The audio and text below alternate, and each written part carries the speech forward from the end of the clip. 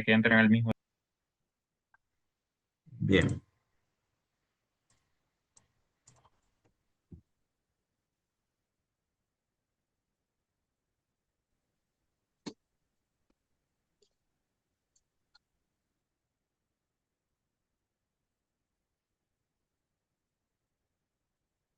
Entonces, dentro de los objetivos de tratamiento, el primero es el alivio del dolor. El paciente va a estar chillando de dolor, ¿ya? Ese es el principal objetivo al inicio, aliviar el dolor. Y no es de un día para otro. Cuando hay una actividad de la enfermedad, muchas veces se necesita que sea por vía parenteral el manejo del dolor. Si es es muy inhabilitante el dolor, que no puedo ni pararme, ni caminar, ni valerme por mí mismo, es por vía parenteral que tienen que hacer, ¿ya? Tienen que disminuir la inflamación y esto, la inflamación lo van a hacer principalmente con corticoides. Protección de las estructuras articulares, mantenimiento de la función y control de la afectación diseminada. Cuando habla de mantenimiento de la función, están hablando directamente en disminuir la sinovitis. ¿Ya? Entonces, si disminuyo la sinovitis, disminuyo la infiltración, disminuyo la inflamación, disminuyo la destrucción. Si disminuyo la destrucción, facilito la funcionalidad de la articulación. Y si logro controlar todo, pues voy a también controlar la afectación diseminada. Dentro de las medidas generales hay que dar una información continua de la enfermedad y del tratamiento, modificaciones oportunas del entorno, la familia, amistades, círculo, etcétera. No se olviden de que hay un factor ambiental que está vinculado con la enfermedad. ¿Cuál habíamos dicho que es? El Tabaco. que el El Tabaco. tabaco. tabaco. El tabaco. Entonces, esa persona no puede acercarse ni por si acaso a oler el humo del tabaco. Entonces, por eso que hay que hacer modificaciones de su entorno. La alimentación es importante.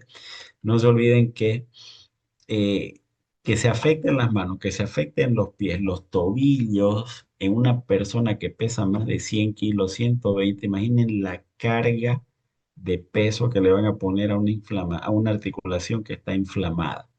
Bajar de peso, medidas higiénico-dietéticas, disminuir o cortar prácticamente la exposición a cualquier humo, principalmente del tabaco, ver el entorno económico, social, las situaciones de estrés, depresión, activan también la enfermedad.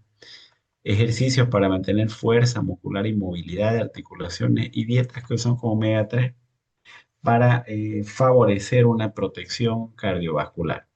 Entonces, en la primera línea de tratamiento, considerándolo más bien como un alivio sintomático, como los mencioné, están los AINE, COX-1, eficacia antiinflamatorio, morbilidad digestiva, cardioprotección, y los COX-12, bueno, al revés, ¿no? Menos morbilidad digestiva y no cardioprotección. No hay ningún solo AINE que sea verdaderamente protector a nivel digestivo y a nivel cardíaco como tal, ¿no? Todos van a tener algún grado mínimo o mayor de afectación de gastrolesividad, ¿ya? Pero dentro de los que habitualmente más se usan están los COX-2, por ejemplo, selectivos, ¿no? Los que son de la línea de los COX-CIP. Siempre sería ideal añadir aún así un IBP y como también tienen toxicidad renal o son hipertensos, hay que ponerlos a baja dosis y quitarlos en el tiempo que se pueda, ¿ya? No se olviden que no es que vayan a estar con los AINES y corticoides al mismo tiempo. El objetivo es el dolor a un inicio y con el corticoide potencio la inflamación. Los principales antiinflamatorios son los corticoides, no se olviden. Modifican el curso, ¿ya? Pero no la enfermedad como tal. Ya sirven de terapia puente y ahí tienen la prednisona, prednisolona, baja dosis, hasta encontrar la dosis de mantenimiento. inician habitualmente, qué sé yo, a ver, tramadol con metamizol o tramadol con ketoprofeno o tramadol con ketoprofeno y metamizol, ¿ya? Y de forma paralela, aparte, corticoides endovenosos. Una vez controla el dolor, dolor menos de 5 en 10, entonces se mantiene corticoides endovenoso a vía oral y de vía oral pasan a una dosis entre 0,5 a 1 miligramo kilopeso. Y una vez que va disminuyendo más la inflamación, menos mejora el dolor, ahí recién es que se introducen los farme. Ya entonces, aquí ya los farme son los que van a tener el mejor resultado.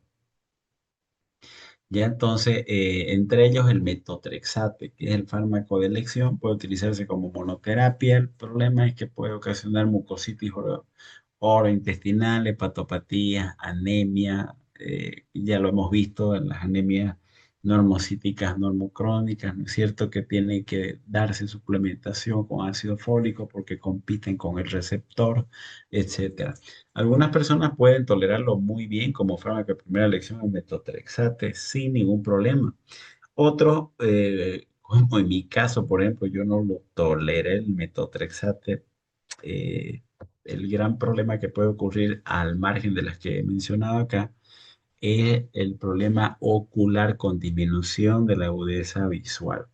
Ya, entonces está relacionado también con episodios de depresión, está relacionado con disminución de la capacidad cognitiva. Entonces, no, yo no quise ni una semana estuve con metotrexate. Entonces, pasamos al eflunomida y fue muy bien. Pero hay personas que están años y años con metotrexate y lo toleran bien, ¿no? Es una condición muy particular de cada paciente. ¿Listo? Inmunosupresor ante linfocitos T de segunda línea después del metotrexate puede conducir a problemas hepáticos también. Y si hay manifestaciones sistémicas, cutánea, vascular, pericárdica, pleural, ocular, ahí es donde se agregan estos otros inmunosupresores, ciclosporina, azathioprina o ciclofosfamida. Van muy bien, sobre todo con la ciclofosfamida o en el peor de los casos, cetioprina. ¿Listo? Hay terapias biológicas que utilizan sobre todo para disminuir más rápidamente la inflamación y pasarlo de de la actividad a la inactividad. Y cuando hay además compromiso orgánico sistémico, ya entonces por el costo elevado, ¿no? No todos desarrollan esto. Si de repente hay una afectación hepática con actividad de la enfermedad y estoy con el corticoide, ya introduje metotrexate, sigue con actividad, entonces se puede administrar un farme. Ya entonces, por ejemplo, por allá, por el año 2011, 2012 fue el año que salió el anti-CD20. Me acuerdo en ese entonces yo rotaba reumatología como residente y mi docente en aquel entonces era fanático y emocionado porque fue el primero que salió para el manejo de la artritis reumatoidea y se manejaba la teoría de que inactivaba la enfermedad incluso sin dar ninguna otra medicación por un año.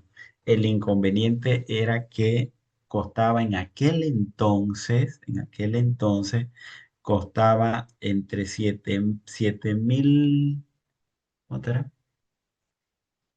Ay, ahora se me fue $3.500, más o menos unos 21.000, 23.000 por ahí bolivianos. Era bien carito y pocos podían acceder. Y resulta de que una vez la señora vino con su ampollita para que le coloquen, le hicieron pasar a la parte de atrás de enfermería. Enfermería desconocía claramente todo esto y agarró y se le escapó la ampolla y cayó al suelo y se reventó la ampolla. La señora lloró, gritó, hizo de todo porque sintió que en un segundo se le fue esa cantidad de dinero. Entonces, gracias a Dios, el doctor, como estaba prescribiendo el medicamento, habló con la empresa les comentó de este inconveniente que hubo y le repusieron a la señora de inmediato y le colocaron ya con mejor medidas de control, ¿no? Entonces, a partir de ella comenzaron a salir muchos más, comenzó a salir el infliximab, adalimumab, etanercept, ya el certolizumab, el anakinra, antiteleucina 1, el tocilizumab, espectacular que lo utilicé yo bastante también en la época del COVID. Entonces, fueron así apareciendo hartos anticuerpos monoclonales y hay muchos que hay en la caja nacional inclusive, ¿ya? Y hay otros que se compran obviamente por afuera, pero ya los costos no son como en aquel entonces. Ahorita están alrededor de 1.500 bolivianos, 2.000, 3.000, por ahí más o menos cuestan. En aquel entonces era un lujo poder acceder a estos medicamentos. Y están los convencionales de acción lenta como la hidroxicloroquina y la sulfasalazina, cada vez se utilizan menos porque fueron desplazados por los otros fármacos, ¿no? Entonces, ¿cómo es la secuencia? Entonces, AINES con corticoide en todos los escalones de primera elección, no se olviden para manejar el dolor, la inflamación, como terapia puente, luego introducción de metotrexate con ácido fólico. ¿Listo? Luego se procede a pasar a otro escalón, ¿no es cierto? Asociando terapias biológicas o combinar fármacos con anticuerpos monoclonales y en el caso de que hayan afectaciones sistémicas se asocian con ciclofosfamida, cetoprina o ciclosporina de acuerdo del caso. Esa es la escalera, esa es la guía de tratamiento que en realidad deben conocer. ¿Listo? Eso es artritis reumatoidea, jóvenes. Nada complicado. eh, Fácil de poder recordar. Dos cosas, tres cosas que le puedo preguntar para el examen, pero bueno, siempre le digo las preguntas, pero no las responde. La fisiopatología o etiopatogenia que les comenté de la cascada desde que se comienza a infiltrar la sinovial hasta que se produce el pagnus y los lugares de acción de cada grupo de fármacos que se utilizan en la artritis reumatoidea, ténganlo por seguro que ese cuadro les voy a preguntar. Esperemos que lo pueda contestar. Y los criterios del EULAR que ya les comenté desde el año 2010 se siguen manteniendo, no son difíciles, son tres grupos sencillos de recordar, la cantidad de afectaciones, de afectación de las articulaciones, el componente serológico y el tiempo, ¿no? Más de 6 semanas y ya entra en que se llama dentro de los criterios. ¿Listo? Bueno, jóvenes, el día jueves se los llevo nomás los exámenes, quería dárselos, mostrárselos hoy día, pero bueno, por temas de tiempo no me pidieron y hicieron su encuesta y no se pudo, ¿no? Así que ya nos vemos el día jueves y mañana continúan las prácticas, ¿ya? ¿Alguna pregunta? Doctor, tengo una pregunta. Sí. Estaba leyendo en el libro y decía que cuando te da artritis reumatoide en, en etapa muy temprana de los 20 años, ¿es más agresivo, doctor? Antes de los 20 años. Sí, doctor. Lo que es más agresivo en realidad es cuando hay asociación de dos enfermedades autoinmunes, por ejemplo, la artritis reumatoidea con el lupus eritematoso sistémico, que vamos a ver en la siguiente clase. A eso se le llama lupus. Y encontrar un lupus es mucho más agresivo en cuanto a las afecciones orgánicas que encontrarlas por separado. Un dato adicional que me olvidé mencionarles es de que eh, en la artritis reumatoidea, que es la mujer que se embaraza, hace que el simple hecho de embarazarse inactiva la enfermedad. Imagínense esa bondad que pueden llegar a tener. La mujer que se embaraza con artritis reumatoidea en automático por factor hormonal inactiva la enfermedad. En cambio, en el lupus empeora el embarazo. Es lo contrario. ¿ya? Entonces, eso es importante. Es un factor individual el tema relacionado a la agresividad. Es un factor individual, depende de la exposición y de la carga genética que pueda traer. Gracias, doctor. Ya, Arsenio. Doctor, Doctor, una pregunta y va con lo mismo que dijo Arsenio con el tema del lupus que lo mencionó. En ese caso, ¿el tratamiento es igual o hay alguna diferencia? Sí, en la misma secuencia. Solo de que una aclarativa importante. Entre la artritis reumatoidea y el lupus, ¿cuál es más importante? Es el lupus. Es el lupus. Entonces lo manejan como una artritis lúpica desde la perspectiva de los pacientes lúpicos. La base de todo esto es corticoide. El tratamiento difiere de una artritis reumatoidea a un lupus y son medicamentos poco diferentes. Ya lo vamos a ver, eh, pero centrado desde el punto de vista más del lupus. Listo, doctor. Muchas gracias.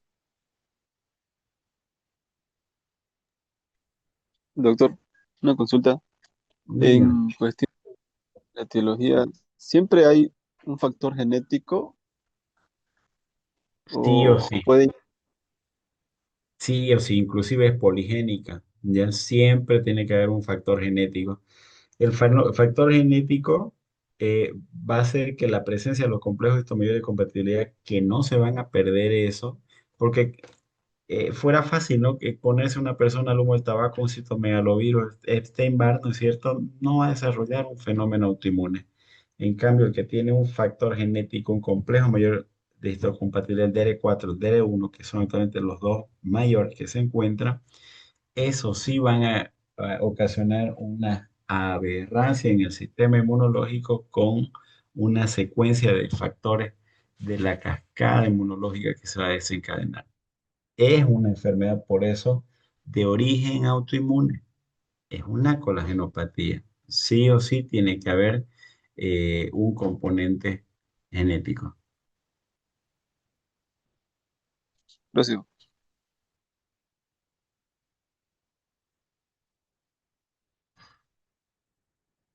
Bien, jóvenes, cuídense, estudiense, estudien y cualquier duda, bueno, ahí estoy para servirles, ¿ya? Dios me los bendiga y tengan un descanso reparador. Gracias, doctor. Muchas Gracias, gracias, Gracias, doctor. doctor. doctor. Gracias, doctor. Igualmente, Chao. bendiciones. Bendiciones, jóvenes. Chaucito.